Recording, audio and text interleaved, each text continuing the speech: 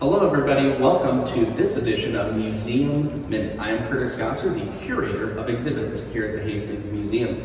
Today on Museum Minute, I want to talk about the expeditions that our staff went on to Alaska.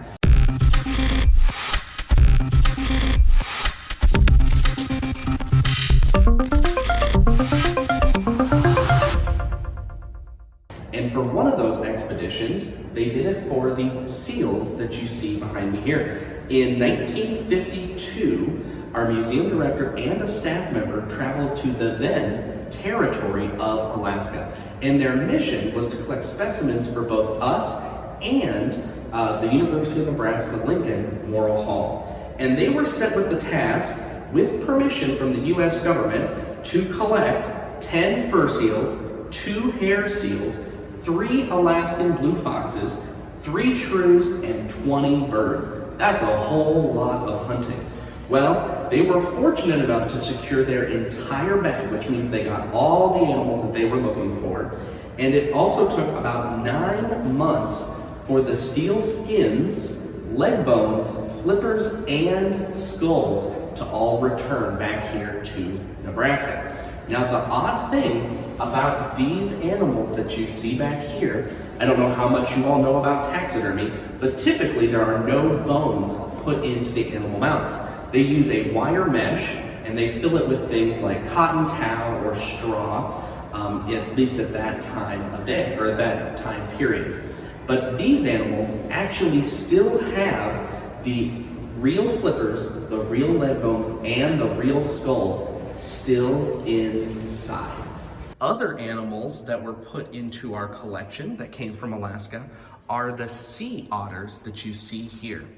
In 1959, our team went back to Alaska. This time, Alaska was a state, and they were tasked with collecting a male, a cow, and a pup. The cow being a female sea otter.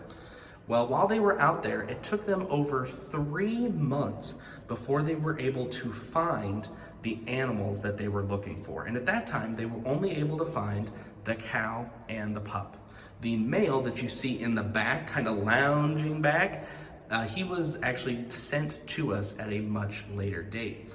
But these 2 animals, right after they caught them, they took them back to their hotel room, and you know what they did? Well, they decided to skin them, salt them, and start tanning them in their bathtub. I don't know if I'd want to be the cleaning lady that comes into that room the next day. But then they actually took those 2 hides, rolled them up, and put them into a duffel bag. And that duffel bag became their carry-on luggage for the plane ride home. Needless to say, museum employees haven't always been the most courteous hotel or airline guests. Well, thank you very much for joining me for today's episode of Museum Minute. Check us out again. We'll be posting more videos like this. And for more online resources and educational resources, go to hastingsmuseum.org.